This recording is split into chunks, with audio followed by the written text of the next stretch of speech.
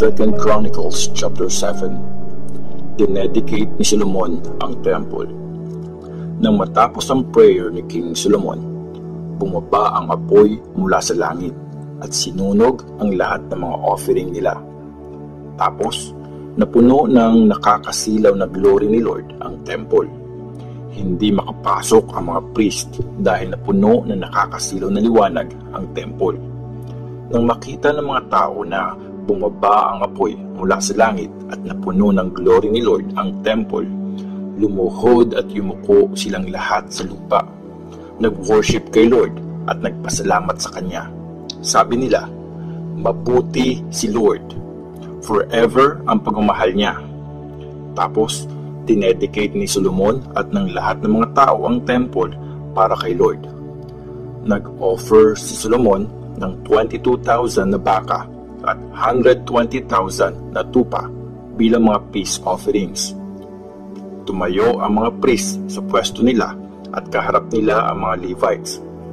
Habang pinapatugtog ang mga instruments na pinagawa ni David, kumakanta ang mga Levites ng "Forever ang pagmamahal ni Lord." Pinatunog ng mga priests ang mga trumpets habang nakatayo ang mga tao. Nung araw ding yun, dinedicate ni Solomon ang gitnang part ng courtyard na nasa harap ng temple. Tapos, inoffer doon yung mga offerings na sinusunog ng buo, mga offering na butil, at yung mga taba na galing sa peace offering. Ginawa niya ito kasi masyadong maliit yung pinagawa niyang altar na bronze para sa lahat ng mga offerings. Nung time na yon, 7 araw na nag-celebrate ng Piyesta ng Shelters si Solomon at ang buong Israel. Sobrang dami ng mga taong nandun, mula sa Hamath Pass sa north hanggang sa boundary ng Egypt sa south. Ang dami nila. 7 araw silang nandun para sa dedication ng altar at 7 araw pa para naman celebrate yung piyesta. Nung last day, nagkaroon sila ng closing celebration. Tapos, nung sumunod na araw, pinauwi na ni Solomon ang mga tao. Ito yung 23rd day ng 7th month. Masaya silang lahat sa mga blessings na binigay ni Lord sa bayan niyang Israel, kay David at kay Solomon. Kinausap ni Lord si Solomon. Naitayo nga ni Solomon ang temple at ang palasyo niya. In fact, nagawa lahat ng mga plano niya para sa mga ito. Isang gabi, nagpakita si Lord kay Solomon at sinabi sa kanya, "Narinig ko ang prayer mo at pinipili ko ang temple na ito. Dito i-offer ang mga sacrifices para sa akin. Pag pinigilan ko ang ulan o nagpadala ako ng mga locust para sirain ang mga pananim o nagpadala ako ng epidemya sa aking bayan. Pero pag nagpakumbaba ang sarili kong bayan, nagpray sila at nagbalik loob sa akin, nagsisi sa kanilang mga kasalanan at tumalikod sa mga masasamang gawain, pakikinggan ko sila mula sa langit, papatawarin ko sila, at pasasaganahin ko ulit ang lupain nila. Babantayan ko ang temple na ito at pakikinggan ang mga prayers na gagawin dito. Kasi tinanggap at pinili ko ang lugar na ito kung saan worship ako magpakailanman. Babantayan ko ito at poprotektahan magpakailanman. Naging faithful sa akin ang tatay mong si David. Kaya pag sinunod mo rin ang batas ko at lahat ng mga utos ko sa iyo, tutuparin ko ang promise ko kay David na hindi mawawalan ang pamilya niyo ng magmamana ng pagiging hari ng Israel. Pero pag sinuway mo at ng mga Israelites ang mga batas at utos na binigay ko sa inyo, tapos winorship ang ibang mga Diyos, aalisin ko kayo sa lupaing binigay ko sa inyo at iiwanan ko ang temple na ito na pinili kong lugar kung saan ako i-worship. Magiging joke ang temple na ito at bababuyin ito ng lahat ng mga tao. Sa ngayon, believe ang mga tao sa temple na ito. Pero pagdating ng panahong yon, dadaan-daanan lang nila ito habang nagtatanong, bakit kaya ganito ang ginawa ni Lord sa lupain ito at sa temple na ito? Tapos, sasagot ang mga tao, kasi tinalikuran nila si Lord na kanilang Diyos. Siya na nag-alis sa mga ancestors nila sa Egypt. Tapos, sumunod at sumamba sila sa ibang mga Diyos. Kaya, binigay ni Lord sa kanila ang disaster na ito. 2 Chronicles chapter 8. Ang mga projects ni Solomon.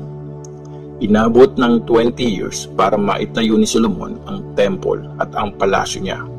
Pagkatapos, nirebuild niya ang mga city na binigay sa kanya ni King Hiram at pinatira niya ang ilang mga Israelites doon. Nilusob niya rin at sinakop ang mga teritoryo ng Hamat at Zobah. Pinatibay niya ang mga pader ng Tadmor sa desert. Tapos, nirebuild din niya ang mga city ng Hamat na ginawa niya mga bodega ng mga supplies niya. Pinatibay niya rin ang Upper Beth-horon at Lower Beth-horon. Pinadagdagan niya ang mga pader at mga gate na pwedeng lagyan ng lock. Ganon din ang pinagawa niya sa Baalath at sa mga city na bodega ng mga supplies, pati na rin sa mga city na para sa mga sundalo, mga chariot at mga kabayo niya. Marami pang pinatayo si Solomon sa Jerusalem, sa Lebanon at sa lahat ng lupaing sakop niya. Sa pilitang pinagtrabaho ni Solomon ang mga naiwang buhay ng mga Hittites, Amorites, Perizzites, Hivites at Jebusites na mga hindi Israelites. Descendants sila ng mga tribes sa Kanaan na hindi winasak ng mga Israelites nung sakupin nila ang lupain. Hanggang ngayon, alipin pa rin sila ng mga Israelites. Pero ang mga Israelites ay hindi sa pilitang pinagtrabaho ni Solomon. Instead, sila ang naging mga sundalo, mga officials, at mga leaders ng mga sundalong naka-chariot at ng mga sundalong nakakabayo. Tapos, nag-appoint si Solomon ng 250 na mga officials na in charge sa mga workers ng mga building projects niya. Pinalipat ni Solomon mula sa city ni David ang asawa niya na anak ng hari ng Egypt papunta doon sa bahay na pinatayo niya para rito. Sabi niya, hindi dapat tumira ang asawa ko sa palasyo ni King David kasi banal ang lahat ng pinaglagyan ng box ng kasunduan ni Lord. Tapos, nag-offer si Solomon ng mga offering na susunugin para kay Lord sa altar na pinagawa niya sa tapat ng porch ng temple, ayon sa requirement kada araw. Pati na rin yung mga offering ayon sa law ni Moses para sa mga Sabbath, sa mga New Moon Festival, at sa 3 piyesta nila taon-taon. Ang piyesta ng Unleavened Bread, ang piyesta ng Harvest, at ang piyesta ng Shelters. Bilang pagsunod sa mga instructions ng tatay niyang si David na servant ng Diyos, inorganize ni Solomon ang mga priest ayon sa kanilang gagawin sa bawat araw. Ang mga Levites na ang duty ay tumulong sa mga priest sa praise and worship at yung mga temple guards sa bawat gate. Sinunod nila lahat ng mga utos ng hari para sa mga priests at mga Levites, pati na rin ang pag-iingat sa mga kayamanan ng temple. At natapos nga ang lahat ng plano ni Solomon na ipagawa, mula sa paglalagay ng pundasyon ng temple hanggang sa makumpleto ito. Tapos, pumunta si Solomon sa mga pier ng Ezion-Geber at Elath na sakop ng lupain ng Edom. Nagpadala doon ng mga barko si King Hiram, sakay ang mga officers niya at mahuhusay ng mga crew. Bumiyahe sila kasama ang mga officers ni Solomon papunta sa lupain ng Ophir. Pagbalik nila, dala nila ang halos 15,000 kilos ng gold para kay Solomon. 2 Chronicles chapter 9. Ang kasikatan ni Solomon. Nung mabalitaan ng reyna ng Sheba ang kasikatan ni Solomon, pumunta siya sa Jerusalem para tanungin si Solomon ng mga may hirap na mga tanong.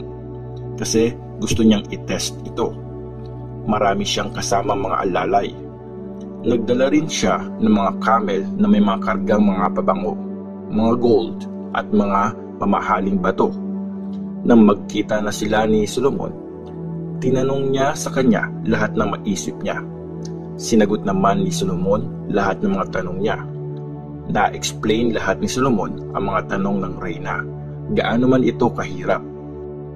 Nakita ng reyna ng Sheba ang wisdom ni Solomon, pati na ang palasyong pinatayo nito, ang mga pagkain sa table ng hari, ang mga tirahan ng mga officials niya, yung quality ng service at ganda ng mga uniform ng mga servants at mga assistant niya, at ang mga offering niya na susunugin sa temple.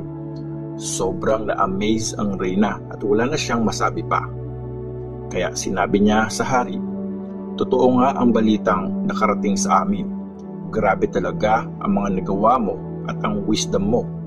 Hindi ako naniwala nung una until makita ko mismo ito ng mga mata ko. Actually, wala man lang sa kalahati ng wisdom mo ang nabalitaan ko.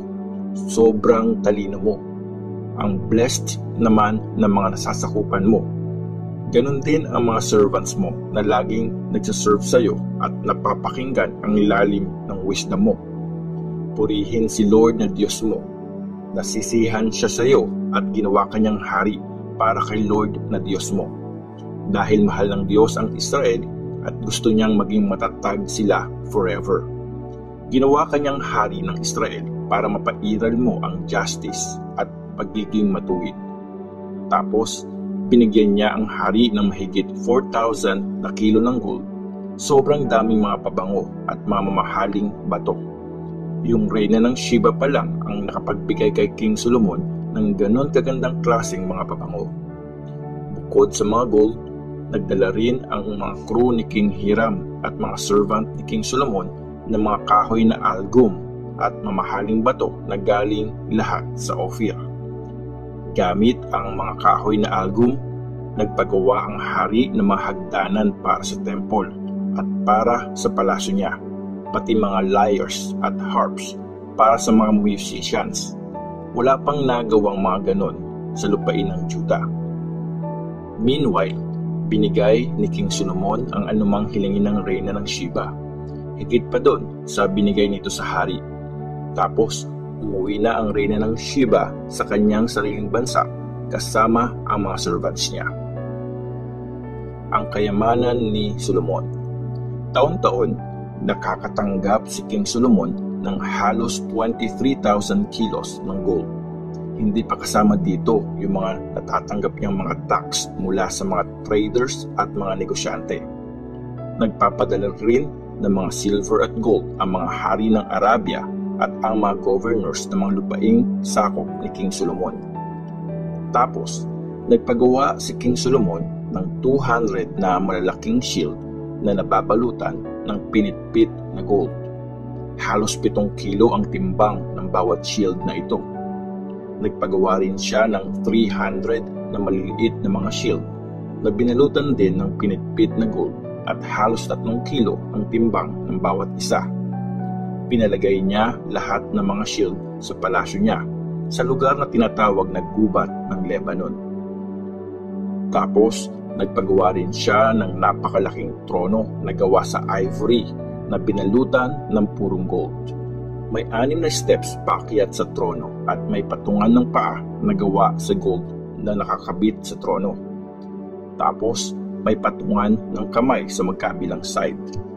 Sa tabi naman ng mga patungan ng kamay ay may tig-isang layon na nakatayo. Tapos, may 12 naman na nakatayong layon sa mga steps, 2 layon sa magkabilang dulo ng 6 na steps. Wala pang nakagawa ng ganitong trono saan mang kaharian. Lahat ng mga gamit pang inom ni King Solomon ay gawa sa gold, pati na rin ang mga kagamitan sa gubat ng Lebanon. Baliwala ang silver noong mga panahon ng paghahari ni Solomon. Every 3 years, pumubiyahe sa Spain yung mga barko ni King Solomon kasama ng mga servants ni King Hiram. Tapos, pagbalik ng mga ito, may mga dala itong gold, silver, ivory, unggoy at mga peacock. Kaya nga si Solomon ang naging pinakamayaman at pinakamatalino sa lahat ng hari sa ibabaw ng lupa. Pumupunta kay Solomon lahat ng hari sa buong mundo para marinig yung wisdom na binigay sa kanya ng Diyos. Nagdadala silang lahat ng mga regalo, mga gamit na silver at gold, mga tela, mga armas, mga pabango, mga kabayo at mga donkey. Tapos parami pa ito ng parami taon-taon. May halos 4,000 na kulungan para sa mga kabayo ni Solomon. Kasama na rin ang mga chariots niya. Meron siyang 12,000 na kabayo na nilagay niya sa Jerusalem at sa iba't ibang mga city. Namuno siya sa lahat ng mga hari mula sa Euphrates hanggang sa lupain ng mga Philistines at umabot pa sa border ng Egypt. Noong panahon ng paghahari ni Solomon, naging very common na parang bato sa Jerusalem ang silver. Ganoon din ang mga puno ng cedar na dumami ng husto sa Shephelah na parang mga puno ng sycamore lang. Galing pa sa Egypt at sa iba't ibang lugar yung mga kabayo ni Solomon. Ang summary ng paghahari ni Solomon. Yung iba pang mga ginawa ni Solomon mula umpisa hanggang matapos ay nakarecord sa history ni Prophet Nathan, sa prophecy ni Ahijah na taga Shilo at sa vision ni Prophet Iddo. Nakasulat din sa librong ito ang paghahari ni Jeroboam na anak ni Nebat. Naghari si Solomon sa buong Israel sa loob ng 40 years. Namatay si Solomon at nilibing sa city ni David na tatay niya.